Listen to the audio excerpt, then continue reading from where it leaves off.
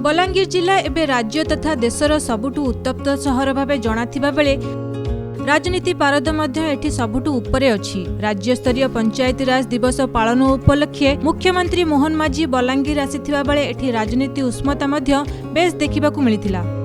पंचायती राज दिवस उपलक्षे बलांगीर जिला पाई अनेक प्रकल्प घोषणा करथिबा बेले बलांगीर रे पुनरुद्धार हेबो, चीनीकल और टेक्सटाइल पार्क तैयारी हेबो बोली घोषणा करिसेंती मुख्यमंत्री मोहन माझी। ग्रामांचल रे जल, जमी, जंगलर सुरक्षा, शिक्षा, स्वास्थ्य, रोजगार और महिला सशक्तिकरण पाई आम सरकार प्राथमिकता दे कार्य करुछि बोली से दृढ़ोक्ति प्रकाश करथिले। एही अवसर रे मुख्यमंत्री बलांगीर जिला पाई 540 कोटी टंका मूल्यर 304 टी उन्नयन प्रकल्पर शुभारंभ करथिले।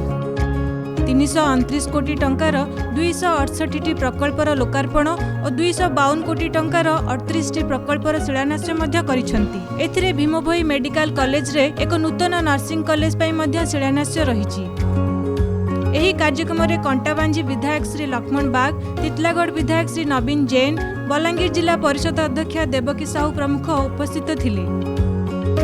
विभिन्न जिले में आभासी माध्यम रे मंत्री और विधायक माने एही कार्यक्रम रे उपस्थित थिले। कार्यक्रम रे पंचायत राज विभाग कमिश्नर तथा शासन सचिव श्री एस.एन. गिरी समस्त को स्वागत करथिले और बलांगीर जिलापाल गौरव शिवाजी इस्लावार धन्यवाद अर्पण करथिले।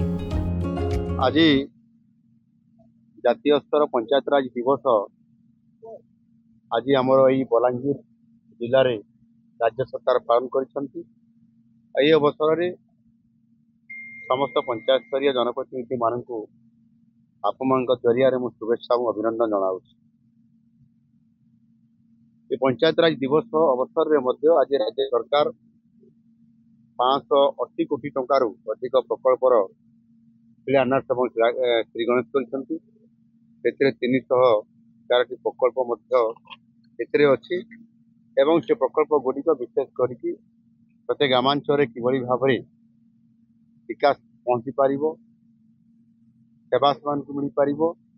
और से 329 268 प्रकल्प लोकार्पण कर 252 कोटी टंकार 36 प्रकल्प शिलान्यास करूँ, जहाँकि बलांगीर जिला निश्चित भाव में ग्रामांचल जो विकास कथा बा सेवार कथा निश्चित भाव में लोकों पाखक पहुँची पार। विशेष करके जो पंचायत राज व्यवस्था, ये पंचायत राज व्यवस्था रे आमर जो ग्राम स्वराज कथा अच्छी एवं ग्राम स्वराज जो परिकल्पना करा जायछि एवं सेथिपाई किभली भाव में ग्राम स्वराज आसी पारिबो आ सेथिपाई आज माननीय यशस्वी प्रधानमंत्री नरेंद्र मोदी जी जो विकसित भारत कथा कहउछंती सेतिरे से प्राथमिकता देइछंती प्रति गाँव विकास तो राज केमती आसी पारिबो आ सेथिपाई जो मौलिक समस्या गुड़िक आज दिन भी गत 70 वर्ष धरिक पड़ी रही एवं ताहा आज पर्यंत पूरण होबारे चली किंतु तांको सैचुरेशन मोड रे करिया पई आज माननीय मोदी जी निष्पत्ति नहीं छंती आ सेथिपाई जेभली भाव रे आमे ओडिशा सरकार आम सरकार निष्पत्ति नहीं छंती मिशन पावर मोड रे काम करिया। ये मिशन पावर कौन पावर रे आसला आपनकर बिजुली एवं रास्ता एवं पानीय जल ये तीनोटी को आमे सैचुरेशन मोड रे करिया पई अर्थात आमे समय धार्य करिछु आसंता 2027 मसीहा मार्च मास 31 तारिख सुधा सबु गाँव को बिजुली पानी एवं रास्ता ये कनेक्टिविटी निश्चित भाव में ये तीनोटी कार्यक्रम मौलिक जो आवश्यकता अच्छी ताहा पहुँची पारि से भाव में किभली समस्त को पक्का घर दि जापर समस्त को रेशन कार्ड तांको पाखरे पहुँची पार एवं सेमानकु मध्य रोजगार करिवार क्षमता ये पंचायत ही आरंभ हम। पंचायत आर्थिक व्यवस्था को सुदृढ़ करने आमे बीजीपीओ एवं से भली भाव में अनेक प्रकल्प गुड़िक आज काम करने जाऊँ ग्रामांचल से राज्य सरकार पंचायत राज एवं पानीय जल जो आमर ये विभाग अच्छी विभाग बजेट हूँ 34,000 कोटी टंका। ये रेकर्ड 17% रु अधिक आर्थिक व्यवस्था पंचायत राज को आज आम सरकार व्यवस्था कर त्रिस्तरीय पंचायत राज व्यवस्था रे आमे सेमानकु जो जनप्रतिनिधि मान अच्छी जरिया प्रशासन को सचल करी आमे लोकन को सेवा देवा एवं उन्नयनमूलक काम को केमती लोकन पाखरे पहुँचेबा आ सेतिपई ये व्यवस्था आज आमे करिया पई जाउछु आ ताहा निश्चित भाव में आगामी दिन में ताको फलप्रद केमती हेबो तार आमे निरंतर काम भी आमे करि चली विशेष करके अनुसूचित जनजाति अंचल पछुआ अंचल जोठी सेमानक पाखरे घर पहुँची पारि नहीं पानी पहुँची पारु नहीं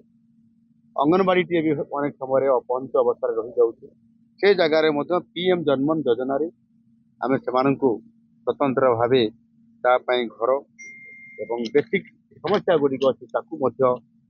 आम पीएम जन्मन योजना माध्यम ये फोकस तेणु विशेष करी आगामी दिन में किभली भाव संपूर्ण भाव में पंचायत स्तर में कृषि उन्नति हो पार खाद्य सुरक्षा केमती संपूर्ण कर महिला आर्थिक सुविधा केमती कर सहित विभिन्न कार्यक्रम जरिया आम पंचायत राज व्यवस्था को सुदृढ़ करवा आर्थिक व्यवस्था करवा एवं ये पैसा सठिक ढंग से खर्च हो कि नहीं ताहार इंटरनाल ऑडिट प्रक्रिया पंचायत राज ये व्यवस्था आम समीक्षा करवा जिला परिषद दक्षतार सहित परिचालना करवा और से पंचायत राज सभा आज ताहार पोर्टाल आज आम उन्मोचन कर आगामी दिन में आहरी स्वच्छता एवं पंचायत राज जो गणतंत्र तृणमूल स्तर ये व्यवस्था को निश्चित भाव में फलप्रद करने आम सरकार संकल्प नहीं निश्चित भाव में ये पूरा आज अनेक जनप्रतिनिधि मान ब्लॉक मान जिला मान जो मैंने जिला परिषद स्तर में ब्लॉक स्तर में पंचायत स्तर में जो पंचायत माने जो ब्लॉक माने जो जिला गुड़िक से दक्षतार से आज श्रेष्ठता प्रतिपादन कर उत्कर्षता आड़ को जाऊँ सम्मानित करवा पुरस्कार करवा और प्रोत्साहन देवा आ ये प्रक्रिया माध्यम धीरे धीरे गणतंत्र सुदृढ़ हो ये जातीय पंचायत राज दिवस में निश्चित भाव में आहरी अधिक अनुप्राणित होगी आगामी दिन में आर्थिक दृष्टिकोण सामाजिक दृष्टिकोण एवं राजनैतिक दृष्टिकोण अधिकार को साथ पाखे पहुँचेवा सहित सशक्तकरण कर आम निश्चित भाव में समृद्ध ओडिशा तथा विकसित भारत